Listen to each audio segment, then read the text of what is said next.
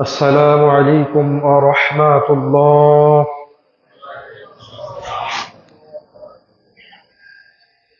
إن الحمد لله نحمده ونستعينه ونستغفره ونؤمن به ونتوكل عليه ونعوذ بالله من شرور أنفسنا ومن سيئات أعمالنا. من يهده الله فلا مضل له ومن يضلله فلا هادي له. ونشهد أن لا إله إلا الله وحده لا شريك له. وأشهد أن محمدا عبده ورسوله أرسله بالحق بشيرا ونظيرا وداعيا إلى الله بإذنه وسراجا وقمرا منيرا. أما بعد فإن خير الحديث كتاب الله وخير الحديث حديث محمد সাল্লাল্লাহু আলাইহি ওয়াসাল্লাম। আমরা যখন মুহাম্মদের নামটা বলি, বুঝেন না মুহাম্মদের নাম লেখা আছে। আমরা কয়েকদিন বলেছি আপনাদেরকে, বাংলায় বলেন আরবিতে বলেন, মুহাম্মদ নাম তো মুহাম্মদই থাকে, তাই না? যতবার নবীর নাম উচ্চারণ করা হবে আপনাকে অবশ্যই তারপর দরুদ পাঠ করতে হবে। প্রতি সপ্তাহে ইমাম সাহেবকে বলতে হবে না যে বলেন সাল্লাল্লাহু আলাইহি ওয়াসাল্লাম। যখনই, শুধু মসজিদে নয়, মসজিদের বাইরে বই পড়তেছেন, বইয়ে নাম আসছে মুহাম্মদ, সঙ্গে সঙ্গে বলতে হবে সাল্লাল্লাহু আলাইহি ওয়াসাল্লাম। বন্ধু বান্ধবের সাথে কথা বলতেছেন, কথায় কথায় নবীর নাম চলে আসছে, অবশ্যই দরুদ পাঠ করতে হবে। এটা জরুরি, এটা নিজের জন্য জরুরি, এটা আল্লাহর নির্দেশ, এটা মুহাম্মদ সাল্লাল্লাহু আলাইহি ওয়াসাল্লামের নির্দেশ। বহুদিন হাদিস আপনাকে বলেছি আমি, যে আল্লাহ নবী মেম্বারে উঠে বললেন আমিন আমিন আমিন। সাহাবীরা জিজ্ঞাসা করলেন, আল্লাহ নবী আপনি তো এটা কোনোদিন করেন না, আজকে কেন করলেন? আল্লাহ নবী বলছেন তিনটা একটা, সেটা হলো জিবরিল আমাকে কানে কানে এসে বলল, যে ব্যক্তি আপনার নাম শুনলো আর আপনার নাম শোনার পরে আপনার উপর দরুদ পাঠ করলো না, ওই ব্যক্তি ধ্বংস হয়ে যাক। তার মানে আপনি নবীর নাম শুনে যদি দরুদ না পাঠ করেন, তাহলে আল্লাহ আপনার ধ্বংস চাচ্ছে। আর আল্লাহ যদি আপনার ধ্বংস চায়, তাহলে আপনার ইহকাল পরকাল দুই কালই নিঃশেষ হয়ে যাবে। এজন্য আমরা যখনই নাম শুনবো মুহাম্মদ সাল্লাল্লাহু আলাইহি ওয়াসাল্লাম। ওয়া শাররুল উমুরি মুহদাসাতুহা ওয়া কুল্লু মুহদাসাতিন বিদআহ ওয়া কুল্লু বিদআতিন দালালাহ ওয়া কুল্লু দালালাতিন ফিন-নার। ফাআউযু বিল্লাহি মিনাশ শাইতানির রাজীম। বিসমিল্লাহির রহমানির রহিম। ওয়াত্তাকুল্লাহাল্লাযী তাসাআলুনা বিহি ওয়াল আরহাম ইলা আখির আয়াহ। عن أنس رضي الله تعالى عنه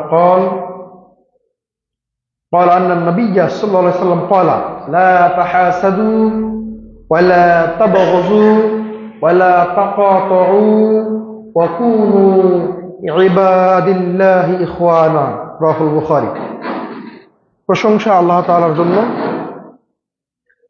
যিনি আমাদেরকে প্রতি জুমার ন্যায় আজকের জুমায় সুস্থ শরীর, সুস্থ মস্তিষ্ক, বিভিন্ন রকম কাজ থেকে বিরত রেখে আমাদের সকলকেই পবিত্র মসজিদে প্রবেশ করার তৌফিক দান করেছেন। সকলে বলি আলহামদুলিল্লাহ। দরুদ ও সালাম বর্ষিত হোক প্রিয় নবী জনাবে মুহাম্মদুর রাসূলুল্লাহ সাল্লাল্লাহু আলাইহি সাল্লামের উপর। সকলেই মুহাম্মদের সাথে পড়ি সাল্লাল্লাহু আলাইহি ওয়াসাল্লাম। রাগ করলেন আপনারা? দরুদ পাঠ করতে বললাম দিকে রাগ করলেন? এটা আপনার উপকারের জন্য বলছি। আপনি পড়বেন, আল্লাহ নবী বলছেন একবার পড়লে 10টা রহমত হবে, 10টা পাপ ক্ষমা হবে, আল্লাহর পক্ষ থেকে অযোধ্যায় রহম বর্ষিত হবে আপনার জন্য। আর আপনি পড়বেন না, আল্লাহ চাচ্ছেন আপনি ধ্বংস হন। আপনি পড়বেন না। মোহাম্মদ সাল্লাল্লাহু আলাইহি ওয়াসাল্লামকে যখন ধ্বংসের কথা বলা হলো, মোহাম্মদ সাল্লাল্লাহু আলাইহি ওয়াসাল্লাম বললেন আমিন, আল্লাহ তুমি কবুল করো। তার মানে আপনি না পড়লে আপনার ধ্বংস আল্লাহ এবং তার নবীর পক্ষ থেকে, আর আপনি পড়লে একবার পড়বেন 10 বার রহমত করবেন কে? আল্লাহ। এজন্য আমরা অন্তত পক্ষে এই নেকিগুলো ছাড়বো না। কিয়ামতের মাঠে একটা নেকি ভাই অনেক দাম, একটা নেকি অনেক দাম। একটা নেকির জন্য বাবা মা ভাই বোন আত্মীয় স্বজন পাড়া প্রতিবেশী নিজের স্ত্রীর কাছে গেলেও কিয়ামতের মাঠে একটা সওয়াব পাওয়া যাবে না। এজন্য আমরা এই বিষয়গুলোতে কৃপণতা করবো না। ফজিলতপূর্ণ কথা শুনলে সুবহানাল্লাহ বলবো, ভালো কিছু দেখলে আলহামদুলিল্লাহ বলবো, শুকরিয়া আদায় করবো, সুবহানাল্লাহ পড়বো। মাঠে ঘাটে কাজে যে কোনো ক্ষেত্রে সব সময় আমার মুখ দিয়ে তাসবিহ বের হবে কার?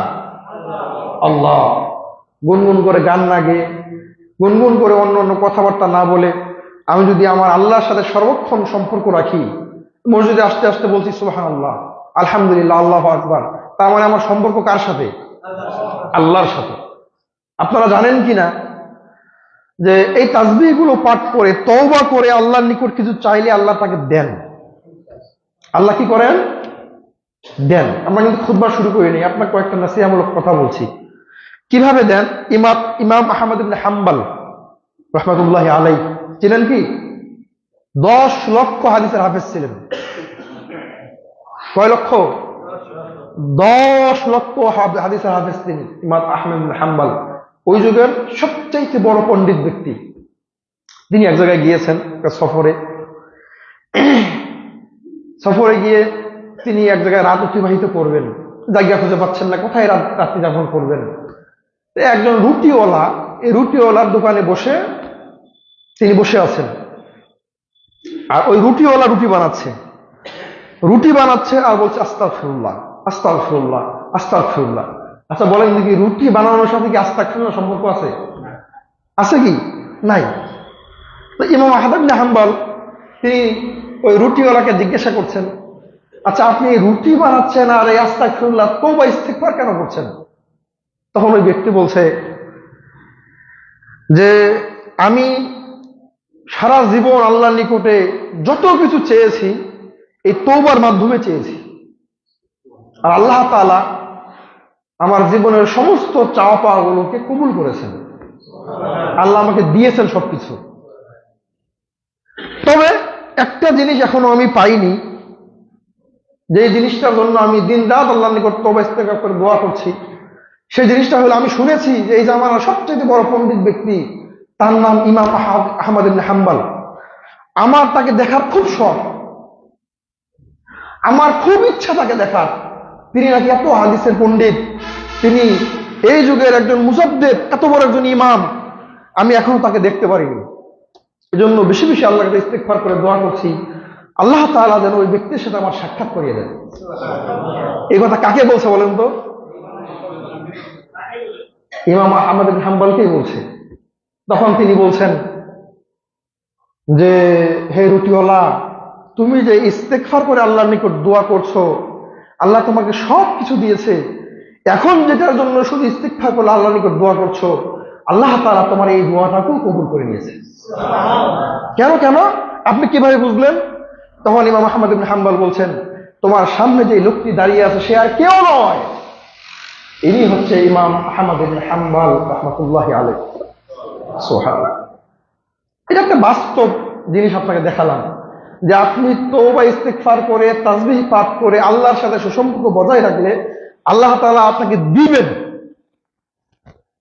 আল্লাহর কাছে কঠিন বলে কোনো জিনিস নাই, আল্লাহ নিজে কঠিন। ইন্না বাতশা রাব্বিকা লাশাদীদ। আল্লাহ বলছেন আমার ধরা বড় কঠিন, আমি ধরবো না, যদি ধরে ফেলি আমার ধরার মতো কঠিন কোন ধরা পৃথিবীতে নাই। কিন্তু আল্লাহ তাআলা আপনার জন্য সবসময় সুযোগ বাড়িয়ে দিচ্ছেন যে আপনি আল্লাহর সাথে সম্পর্কটা বজায় করেন, আল্লাহর সাথে সম্পর্কটা রক্ষা করেন, ইনশাআল্লাহ আল্লাহ তাআলা আপনাকে দান করবেন ইনশাআল্লাহ। এজন্য আমরা সব সময় তাসবিহ পাঠ করবো, সব সময় রাস্তাঘাট হাঁটছি, চলছি, বাজারে যাচ্ছি, সব সময় তাসবিহ পড়বো। আল্লাহ তাআলা এই তাসবিহের বারাকাতে আমাদেরকে জান্নাত দান করবেন ইনশাআল্লাহ। রাসূলের হাদিসটা বারবার মনে পড়ে যায়। রাসূল সাল্লাল্লাহু আলাইহি সাল্লাম বলেছেন, একবার সুবহানাল্লাহি ওয়া বিহামদিহি সুবহানাল্লাহিল আযীম, এই সুবহানাল্লাহ শব্দ একবার পড়লে জান্নাতে বান্দার জন্য একটা খেজুর গাছ রোপণ করা হয়। এটা অবাক করা তথ্য, অবাক করা একটা কথা না। সুবহানাল্লাহ বলবো দুনিয়াতে, আর গাছ লাগবে কোথায়? জান্নাতে। অবাক করা কথা, আসলে অবাক করা কথা। আমি আপনাকে বাস্তব প্রমাণ দেখিয়ে দিই। আচ্ছা বলেন দেখি, আজ থেকে 50 বছর আগে যে মানুষটা দুনিয়াতে এসেছিল, কাছাকাছি 50 বছর, এই 50 বছর আগের মানুষটাকে যদি এখন কবর থেকে উঠিয়ে নিয়ে আসা হয়, মারা গেছেন, তিনি এই দুনিয়ার আধুনিকায়তন যে ইলেকট্রিক মিডিয়া বের হয়েছে, যেমন এই মোবাইল স্মার্টফোন বের হয়েছে, এটা সম্পর্কে উনি জানেন না, এটা বের হওয়ার আগে উনি মারা গিয়েছেন, এমন একটা মানুষকে যদি কবর থেকে উঠানো হয়, এটা উদাহরণের জন্য বলছি, ওই লোকটা যদি দেখে যে এখানে একটা টিপ দিলে টিপও দিতে হয় না, মোবাইলকে শুধু বলে, যদি আপনি বলেন অমুককে কল দেয়, মোবাইল অমুক কল দেয়, দেয় না? লোকটা বসে আছে বিদেশে দুবাই, এখানে আপনি ভয়েস দিবেন, এই ভয়েস চলে যাবে কোথায়? আচ্ছা বলেন, যে এটার সাথে সামঞ্জস্যপূর্ণ না, যে এটা জানে না, যে এটার সাথে সম্পর্ক নাই, হঠাৎ করে এটা দেখলে অবাক হয়ে যাবে না? বলবে আশ্চর্য, এটা সম্ভব? আমি এখানে কথা বলবো, আমার কথা যাবে দুবাই, সৌদি আরব। এই যে বিদ্যুৎ যে আবিষ্কার হয়েছে, এই বিদ্যুৎ আবিষ্কার হওয়ার আগের যে মানুষগুলো দুনিয়া থেকে বিদায় নিয়েছে, ওই মানুষ হঠাৎ করে যদি একটা মানুষকে কবর থেকে উঠানো হয়, আর যদি সে এসে দেখে আমি বিছানা শুয়ে বলছি ফ্যান তুমি বন্ধ হও, ডিভাইস আছে না, আপনি বলবেন ফ্যান বন্ধ হওয়ার কথা, আপনি শুয়ে আছেন, কোনো কিছুতে হাত দিতে হবে না, ফ্যান বন্ধ হয়ে যাবে। আপনি বলবেন লাইট অফ, লাইট বন্ধ হয়ে যাবে। এই যে আমার ফোন এখানে দেখছেন, আমি যদি এখান থেকে ভয়েস দেই, ওর একটা নাম আছে, ওর নাম ধরে যদি আমি কথা বলবো, এখান থেকে আমার সাথে কথা বলবো। এই যে আগের যে মানুষগুলো চলে গেছে, তারা যদি এটা দেখে, তারা আশ্চর্য হয়ে যাবে, আরে বলে কি, এখানে কথা বলছি, কথা চলে যাচ্ছে সৌদি আরব। ঠিক দেখেন আল্লাহর প্রযুক্তি কত সহজ। আল্লাহ তাআলা এটা কত বছর আগে বলেছেন, দুনিয়াতে একবার সুবহানাল্লাহ বলবে, এখানে ভয়েস যাবে, এই ভয়েস গিয়ে জান্নাতে গাছ রোপণ করে দিবে। সুবহানাল্লাহ। আল্লাহ তাআলা এই ডিভাইস বহু বছর আগে তৈরি করে রেখেছেন। সুবহানাল্লাহ। কিন্তু আমরা মানুষ এই দুনিয়ার এই ইলেকট্রিক মিডিয়াকে ব্যবহার করে আমরা উপকৃত হচ্ছি, কিন্তু আল্লাহ তাআলার শিখানো যেই মিডিয়া, এই মিডিয়ার মাধ্যমে আমরা জান্নাতকে কনফার্ম করতে পারছি। এজন্য আমরা চেষ্টা করবো সব সময় ভয়েসের মাধ্যমে, মুখের ভয়েসের মাধ্যমে আল্লাহ তাআলার নিকট যেন আমরা জান্নাতকে কনফার্ম করতে পারি, এই চেষ্টাই করবো ইনশাআল্লাহ। বলেন সুবহানাল্লাহি ওয়া বিহামদিহি সুবহানাল্লাহিল আযীম। একটা কাজ হয়ে গেছে, আপনাকে বুঝাতে পারলাম। এখানে ভয়েস দিবেন, আল্লাহ তাআলা জান্নাতে আপনার জন্য খেজুর গাছ রোপণ করে দিবেন। সুবহানাল্লাহ। আল্লাহ নবী বলছেন, কেউ যদি একবার সুবহানাল্লাহ, আলহামদুলিল্লাহ, আল্লাহু আকবার, লা ইলাহা ইল্লাল্লাহ, আল্লাহু আকবার, এই তাসবিহগুলো একবার পাঠ করে, তাহলে আসমান দেখা যাচ্ছে না, কত দূরের পথ, এই আসমান এবং জমিনের যে ফাঁকা জায়গাটা আছে, গোটা দুনিয়া এই পুরো জায়গাটাকে নেকি দ্বারা পরিপূর্ণ করে দিবেন। সুবহানাল্লাহ। ওয়াজ কিন্তু অনেক পুরাতন, 1450 বছর আগের ওয়াজ। 1450 বছর, নতুন কিছু পাবেন না। যদি আপনি বলেন নতুন কিছু বলেন, তাহলে কোরআন হাদিস তৈরি করতে হবে, আর তৈরি করলে কি হবে? বেদাত হবে, শিরিক হবে। 1450 বছর আগে আল্লাহ নবী বাণী দিয়ে গেছেন যে সুবহানাল্লাহ, আলহামদুলিল্লাহ, আল্লাহু আকবার, লা ইলাহা ইল্লাল্লাহ, এই তাসবিহ পাঠ করলে আসমান জমি নেকি দিয়ে পরিপূর্ণ হয়ে যায়। সুবহানাল্লাহ। কিন্তু আমরা মুসলমান, আমরা এতটাই হতভাগা মুসলমান যে গোটা জীবন চলে গেছে, এখনো যে ব্যাগটা নিয়ে আসছি, এই ব্যাগটাকে নেকি দ্বারা পূর্ণ করতে পারিনি। আল্লাহ তাআলা আমাদেরকে তৌফিক দান করেন। সময় এমনিতে চলে গেল। বক্তব্যের বিষয় ছিল জান্নাতে যাবে না কারা। মনে আছে আপনাদের? বলেন তো আজকে কত পর্ব? আজকে পর্ব 9। জান্নাতে যাবে না কারা, পর্ব 9। আর আজকে আলোচনার শিরোনাম আত্মীয়তার সম্পর্ক রক্ষা করা, যা গত জমায় আমরা আলোচনা পেশ করছিলাম। আজকে তারপরে একটু শেষ করবো ইনশাআল্লাহ। 6 নম্বরে আপনার জান্নাতে যাবে না ওই ব্যক্তি মুসলমান হওয়ার পরেও যে আত্মীয়তার সম্পর্ক অটুট রাখতে পারে না। ভাইয়ের সাথে সম্পর্ক ছেদ করে, বাবার সাথে সম্পর্ক নষ্ট করে, নিজের পাড়া প্রতিবেশী আত্মীয় স্বজন রক্ত সম্পর্ক যারা আছে তাদের সাথে সম্পর্ক ছিন্ন করে কোনো কারণ ছাড়া, এই সমস্ত মানুষ আর যেখানেই যাক আল্লাহর জান্নাতে যেতে পারে না। সম্মানিত উপস্থিতি, এই আলোচনা করতে গিয়ে আমরা কয়েকটা পয়েন্ট পেশ করছিলাম। তার 5 নম্বর পয়েন্ট আজকে হচ্ছে প্রতিদানের আকাঙ্ক্ষী আত্মীয়তা রক্ষাকারী নয়। প্রতিদানের আকাঙ্ক্ষী মানে আপনার আত্মীয় আপনার উপকার করবে, আপনি তার সাথে সম্পর্ক ভালো রাখলে তার সাথে টাকা ধার নিতে পারবেন, সম্পদ নিতে পারবেন, বিভিন্ন সুযোগ সুবিধা নিতে পারবেন। এই সুযোগ সুবিধা নেওয়ার জন্য যে ব্যক্তি আত্মীয়তা রক্ষা করবে, আল্লাহ বলছেন এটা আত্মীয়তা রক্ষা করা নয়। আত্মীয়তা রক্ষা করতে হবে নিঃস্বার্থভাবে। কিভাবে? নিঃস্বার্থভাবে।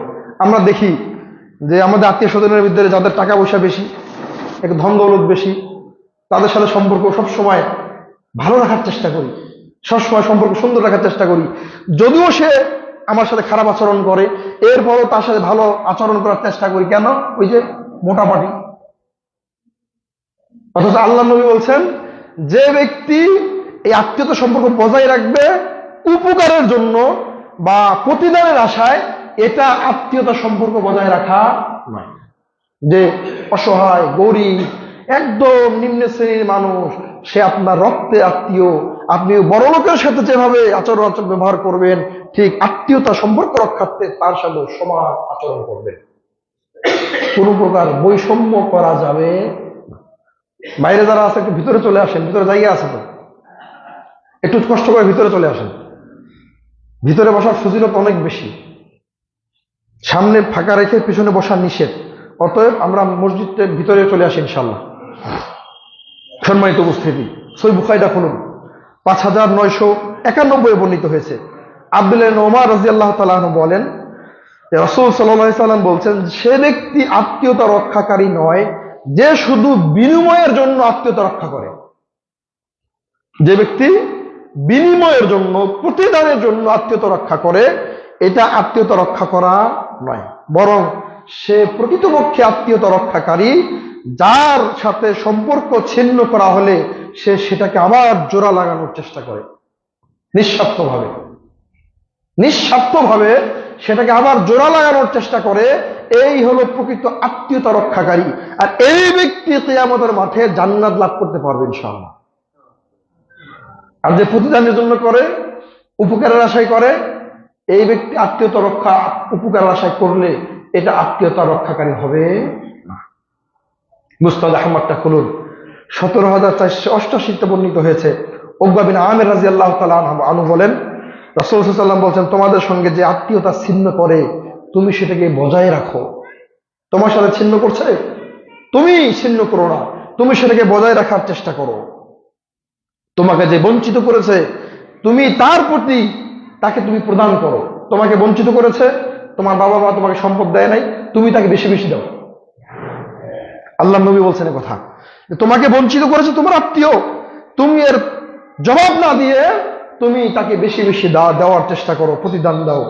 তোমার প্রতি যে অন্যায় করেছে তাকে তুমি ক্ষমা করে দাও। সুবহানাল্লাহ বলবেন না? একটু আগে বসেন, হেলান দিয়ে না বসে একটু আগে বসেন।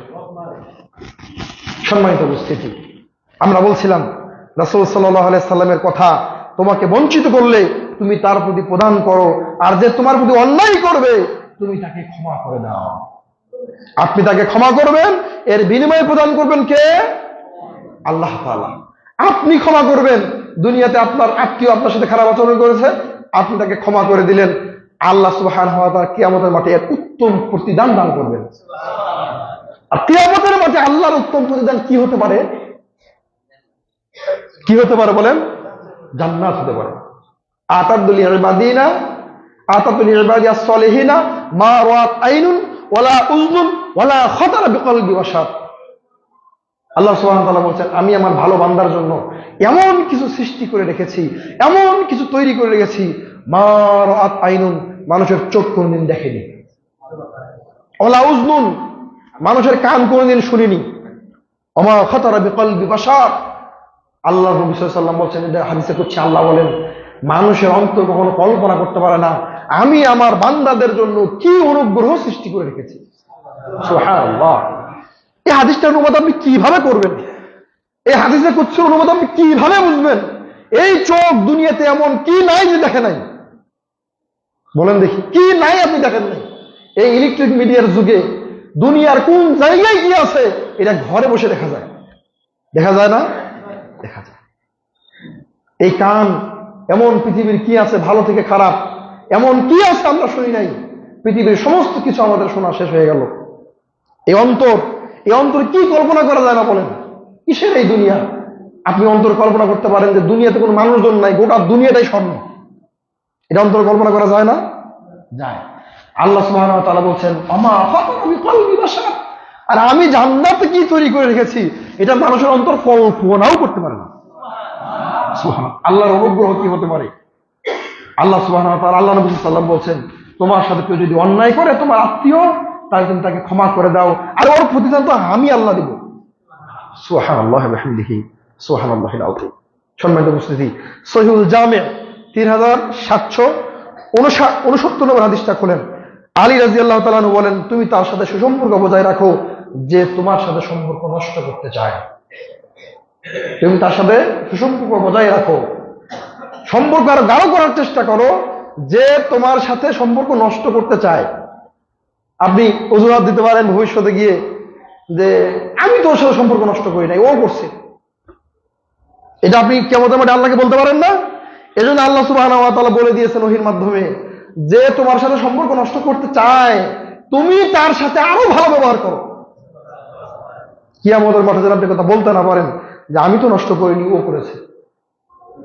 আপনার সাথে কথা বলে না, আপনার সাথে ঝগড়া করেছে, আপনাকে ফাহিশাবাদে গালিগালাজ করে, আপনাকে জুলুম করে, আপনাকে নির্যাতন করে, কিন্তু আপনি রাস্তাঘাটে দেখাবার বলবেন আসসালামু আলাইকুম ওয়া রাহমাতুল্লাহ। আল্লাহ নবী বলছেন, যে ব্যক্তি সালাম দিল এই ব্যক্তি সবচেয়ে উত্তম মানুষ। সুবহানাল্লাহ। তাহলে যে ব্যক্তি আমার সাথে অন্যায় করবে, যে ব্যক্তি আমাকে গালি দিবে, যে ব্যক্তি আমার সাথে সম্পর্ক নষ্ট করতে চাবে, আমি মুসলিম হিসেবে চাবো তার সাথে সম্পর্ক আমার জোড়া লেগে যায়। এই চেষ্টা আমি চালিয়ে যাব।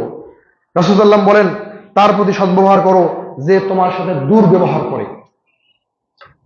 যে তোমার সাথে দুর্ব্যবহার করে, তোমার সাথে খারাপ আচরণ করে, খারাপ ভাষায় কথা বলে, উগ্র মেজাজে কথা বলে, তুমি সাথে তার সাথে সুন্দর আচরণ ভাবে, সুন্দর সুন্দর কথা বলে তার সাথে তোমার সম্পর্কটাকে বজায় রাখো।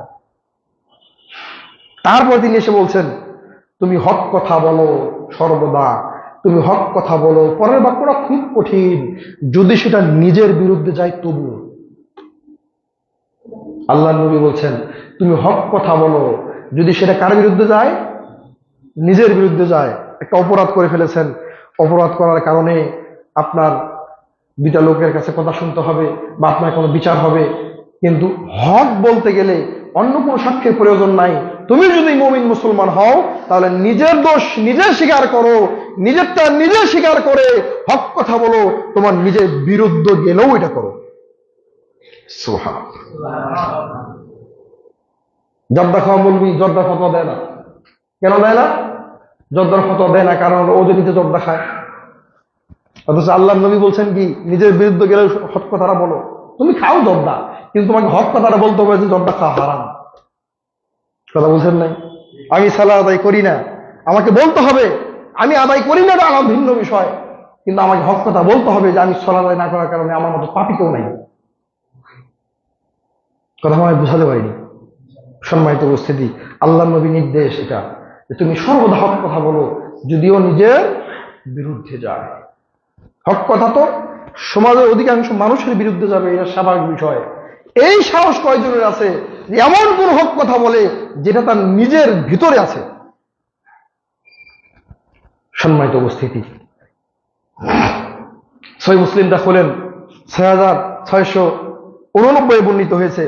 আবু হুরায়রা রাদিয়াল্লাহু তাআলা আনহু বলেন, রাসূল সাল্লাল্লাহু আলাইহি ওয়াসাল্লামের যুগ এক ব্যক্তি বলল, হে নবী, আমার কিছু আত্মীয় আছে, আমি সদাচরণ করি, তারা আমার সাথে সম্পর্ক ছিন্ন করে।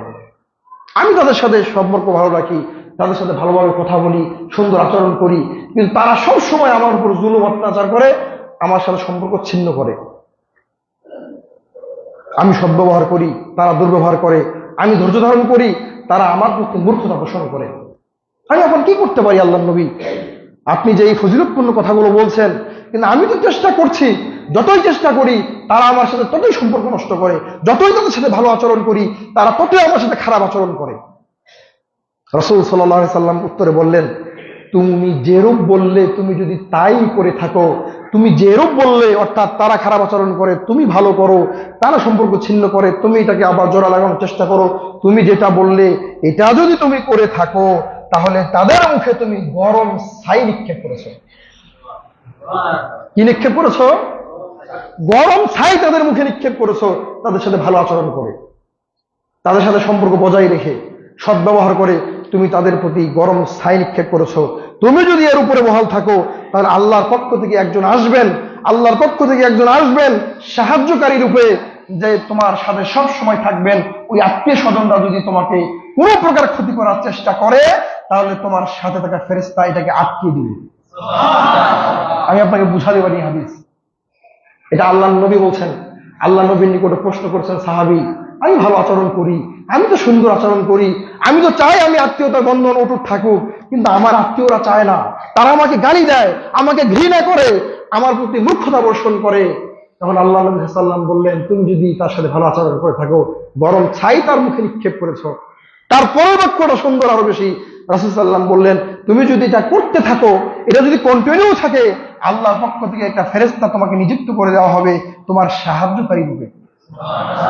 ওরা যতই তোমাকে লাঞ্ছিত করার চেষ্টা করুক না কেন, ওরা যতই তোমাকে অপমান করার, অপদস্থ করার চেষ্টা করুক না কেন, ক্ষতি করার চেষ্টা করুক না কেন, আল্লাহ তাআলা তোমার ওই ফেরেশতার মাধ্যম দিয়ে তোমাকে বাঁচিয়ে দিবেন। সুবহানাল্লাহ।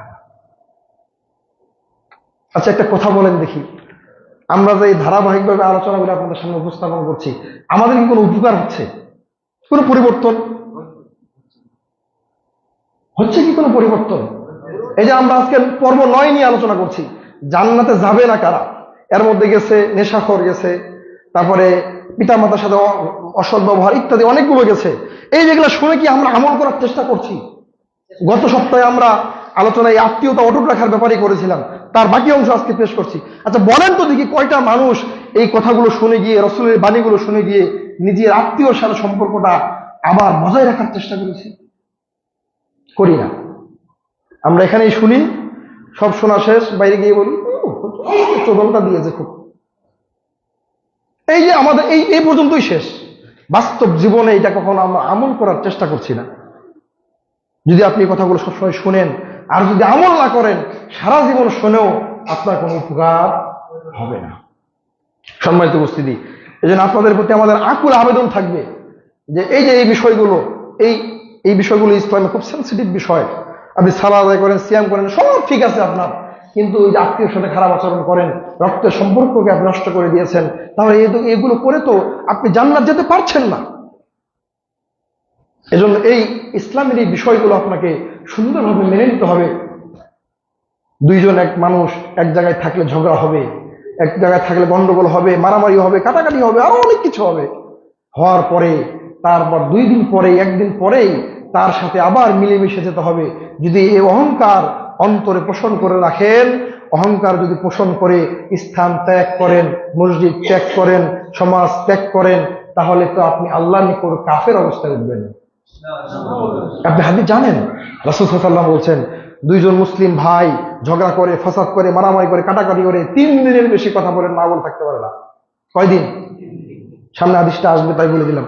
3 দিনের দিন সে যদি তার সাথে কথা না বলে, তার কাছ থেকে মুখ ফিরিয়ে নেয়, তাকে যদি সালাম না দেয়, আল্লাহ নবী বলছেন এমত অবস্থায় যদি মারা যায়, দাখালান নার, সরাসরি জাহান্নামে যাবে। হিসাবের দরকার। একটু আগে বসেন, মসজিদে হেলান দিয়ে বসতে হয় না। সম্মানিত উপস্থিতি, আমরা এই কথা বুঝতে পারছি। 3 দিন ঝগড়া করে, 3 দিন যদি কথা না বলেন, তর্কাতর্কি হয়েছে ইত্যাদি, 3 দিন কথা না বললে, মুখ ফিরিয়ে নিলে, আল্লাহ নবী বলছেন এ কথা, ওই অবস্থায় যদি ব্যক্তি মারা যায় তাহলে সরাসরি কোথায় যাবে? সরাসরি জাহান্নাম। সালাত, সিয়াম, হজ, যাকাত কিছু কাজে আসবে না, সরাসরি জাহান্নাম। সম্মানিত উপস্থিতি, আমরা বিস্তারিত আবার সামনে উপস্থাপন করবো ইনশাআল্লাহ। এবার আসেন 6 নম্বরে, আত্মীয়তার বন্ধন টিকাতে ইসলামের দিক নির্দেশনা কি? আপনি আত্মীয়তা সম্পর্ক টিকাবেন, ইসলাম আপনাকে এই বিষয়ে কি বলে? আপনি সহিহ মুসলিমটা খুলুন, 2552 বর্ণিত হয়েছে। আব্দুল্লাহ ইবনে ওমর রাদিয়াল্লাহু তাআলা আনহু বলেন, রাসূল সাল্লাল্লাহু আলাইহি ওয়াসাল্লাম বলছেন, কোন ব্যক্তির সর্বোত্তম কাজ সময়ের অন্যতম হলো, সর্বোত্তম যে কিছু কাজ দুনিয়াতে আছে তার অন্যতম সর্বোত্তম কাজ হচ্ছে পিতামাতার অবর্তমানে তার দূর সম্পর্ক হোক কাছের সম্পর্ক হোক, যে বন্ধু বান্ধব আছে তাদের খোঁজখবর নেওয়া। আত্মীয়তার সম্পর্কে কিভাবে আপনি বজায় রাখবেন, আল্লাহ নবী এটা বুঝাচ্ছেন আপনাকে, যে পিতা মারা গেছে, পিতার যে বন্ধু আছে, মাঝে মাঝে পিতার সাথে আপনার বাড়িতে আসতো, আপনার পিতা বাজারে গিয়ে তার দোকানে বসে থাকতো, ভালো সম্পর্ক ছিল। আল্লাহ নবী বলছেন, তোমার পিতা যখন মারা যাবে তখন তুমি ওই তোমার পিতার বন্ধু বান্ধবের খোঁজ খবর রাখো। সুবহানাল্লাহ বলবেন না? বলেন তো, এই কথা ইসলাম ছাড়া আপনি কোথায় পাবেন? কি সুন্দর বাণী। পিতা যার সাথে চলাফেরা করতো, যেই ক্লোজ লোকগুলো ছিল, আল্লাহ নবী বলছেন তাদের খোঁজ খবর রাখো। তোমার পিতা নাই, তোমার পিতা তো দুনিয়া থেকে চলে গেছে, তুমি তোমার ওই পিতার আত্মীয় স্বজন, পিতার বন্ধু বান্ধবের খোঁজ খবর রাখো। তাকে একটা কাপড় কিনে দাও, তাকে একটু হাদিয়া দাও, তাকে মাঝে মাঝে নিজের বাড়িতে নিয়ে আসো। তুমি তাদের সহচর্য হলে, তুমি তাদের পরিচর্যা করে, যেন তুমি তোমার পিতারই পরিচর্যা করছো। সুবহানাল্লাহ। এর নাম হচ্ছে ইসলাম। সহিহ বুখারী 6004 বর্ণিত হয়েছে। আয়েশা রাদিয়াল্লাহু তাআলা আনহা বলেন, রাসূল সাল্লাল্লাহু আলাইহি সাল্লাম কখনো যদি ছাগল জবাই করতেন, কি জবাই করতেন? কখনো ছাগল জবাই করতেন খাওয়ার জন্য, বাড়িতে এটাকে রান্না করে আগে দিয়ে আসতেন। খাদিজার বান্ধবীর বাড়ি কোথায়, পাঠিয়ে দিতেন তার বাসায় গোশত দিয়ে আসো। খাদিজা তখন মারা গেছেন। খাদিজা রাদিয়াল্লাহু তাআলা আনহা কে ছিলেন? আল্লাহর নবীর সহধর্মিণী স্ত্রী।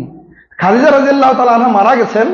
আল্লাহর নবী যখনই বাড়িতে ছাগল জবাই করতেন, আয়েশা রাদিয়াল্লাহু তাআলা আনহা বলছেন কথা, মানে তার আরেক স্ত্রী বলছেন যে, আয়েশা রাদিয়াল্লাহু তাআলা আনহা বলছেন যে যখনই আল্লাহর নবী ছাগল জবাই করতেন, তরকারি রান্না করতেন, তখন খাদিজার বান্ধবীর বাসায় এটাকে পাঠিয়ে দিতেন। সুবহানাল্লাহ। এই আদর্শ আমার নবী পৃথিবীতে রেখে গেছেন। সুবহানাল্লাহ। সম্মানিত উপস্থিতি, সহিহ বুখারী খুলুন, 6064 বর্ণিত হয়েছে। আনাস রাদিয়াল্লাহু তাআলা আনহু বলেন, রাসূল সাল্লাল্লাহু আলাইহি ওয়াসাল্লাম বলেছেন, লা তাহাসাদু, তোমরা কখনো কি করো না, হিংসা করো না। কি করো না? হিংসা করে চলো না। একে অপরের সাথে হিংসা করো না। এক ভাই আরেক ভাইয়ের সাথে হিংসা করো না। এরপর তিনি বলছেন, ওয়ালা তাবাগুযু, কখনো বিদ্বেষ পোষণ করো না। ওয়ালা তাকাতাউ, কখনো আত্মীয়তার সম্পর্ক ছিন্ন করো না। আল্লাহ নবী বলছেন এই কথা, ওয়াকুনু ইবাদিল্লাহি ইখওয়ানা, আল্লাহ নবী বলছেন তোমরা পরস্পর ভাই ভাই হয়ে যাও। সুবহানাল্লাহ। ভাই ভাই হয়ে যাও বলতে বুঝেন কি? এই যে বড় হয়ে ভাইয়ের সাথে গন্ডগোল, ভাইয়ের সাথে ঝগড়া ফাসাদ করছেন, ভাই ভাই হয়ে যাও মানে, ফর এক্সাম্পল, সেটা হলো, মনে করেন আপনি আগে জন্মগ্রহণ করেছেন, আপনার ভাই পরে, আপনার বয়স 7 থেকে 8 বছর বা 10 বছর বা 6 বছর, আপনার ভাইয়ের বয়স 1 বছর বা 10 মাস, তখন আপনি আপনার ভাইটাকে কি পরিমাণ আদর করেন না? ওই সময় তো ভিতরে কোনো হিংসা কাজ করে না, করে কি? করেন না। আপনার মা কাজ করছে, আপনি আপনার ভাইকে নিয়ে কোলে নিয়ে আদর করতেছেন, এখানে ওখানে নিয়ে যাচ্ছেন, একটু বড় হচ্ছে কাঁধে নিয়ে ছোট ভাইকে ঘুরিয়ে বেড়াচ্ছেন।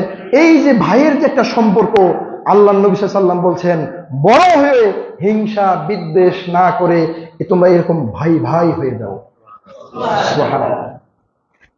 আমরা কি পারি এটা? আমরা এটা পাই না। এক ঘরে জন্ম নিয়েছে 5 ভাই বোন, দেখা যাচ্ছে বড় হয়েছে, এখন এক ভাইয়ের সাথে আরেক ভাইয়ের মিল নাই, বোনের সাথে ভাইয়ের মিল নাই, বোন ভাইকে ঠকানোর চেষ্টা করে, ভাই বোনকে ঠকানোর চেষ্টা করে। আর এই ঠকানো যে বিষয়টা আমাদের সমাজে তো অহরহ।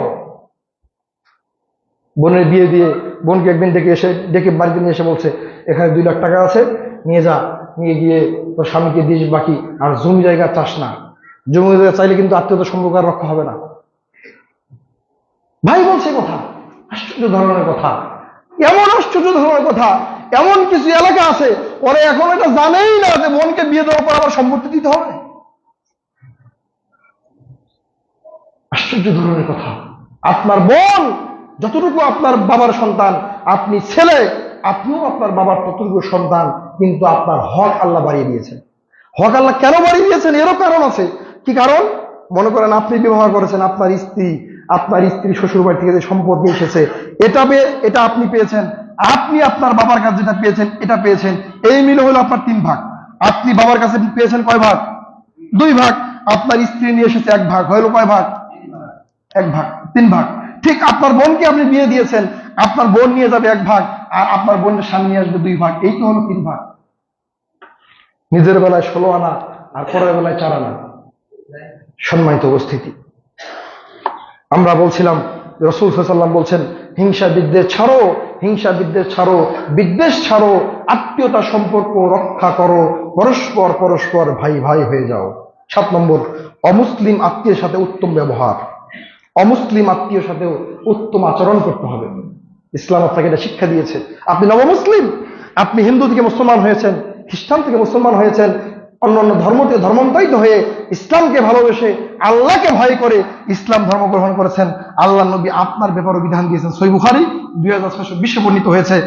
আসমা রাদিয়াল্লাহু তাআলা আনহা বলেন, আমার অমুসলিম মা আমার নিকটে আসতেন, প্রায় আমার নিকটে আসতেন। আমি আল্লাহ নবী সাল্লাল্লাহু আলাইহি ওয়াসাল্লামকে জিজ্ঞাসা করলাম, আল্লাহ নবী, আমার অমুসলিম মা আমার নিকটে আসে, আমি তার সাথে কিরূপ আচরণ করব, তার সাথে কেমন ব্যবহার করব? আল্লাহ নবী সাল্লাল্লাহু আলাইহি ওয়াসাল্লাম বললেন, তুমি তার সাথে সবসময় উত্তম আচরণ করবে। কি আচরণ করবে? উত্তম আচরণ করবে।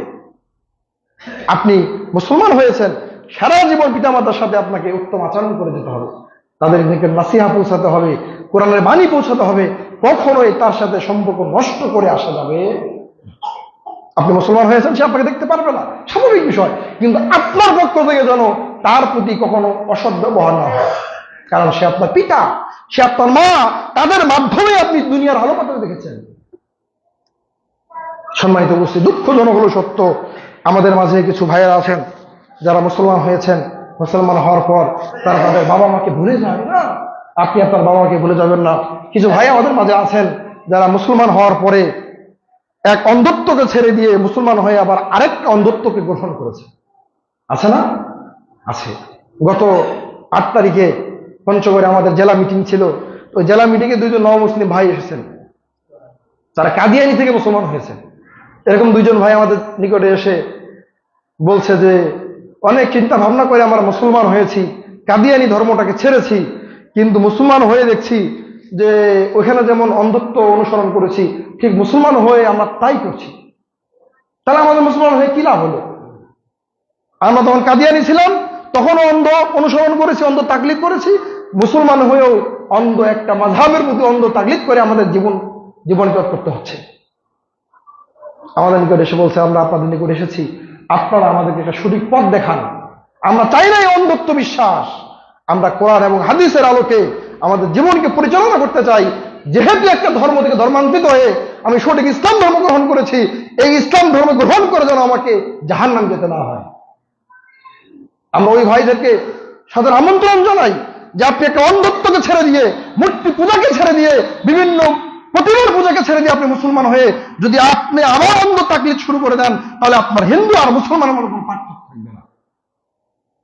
আপনি ইসলাম গ্রহণ করেছেন, অবশ্যই আপনাকে শিরকের বিরুদ্ধে রুখে দাঁড়াতে হবে, বেদাতের বিরুদ্ধে রুখে দাঁড়াতে হবে, তাওহীদ এবং সুন্নতের পক্ষে কাটতে হবে, তাওহীদ এবং সুন্নত দিয়ে নিজের জীবনকে সাজাতে হবে।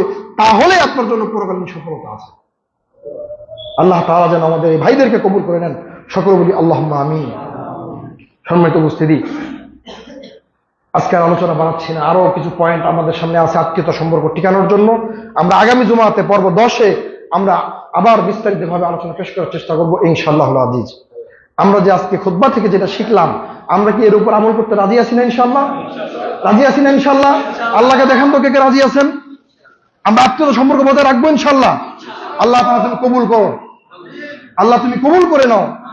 আপনি বিশ্বাস করেন, যদি নিজেদের মধ্যে সমস্যার সমাধান হয়ে যায়, সমাজ অবশ্যই সুন্দরভাবে গঠন হবে।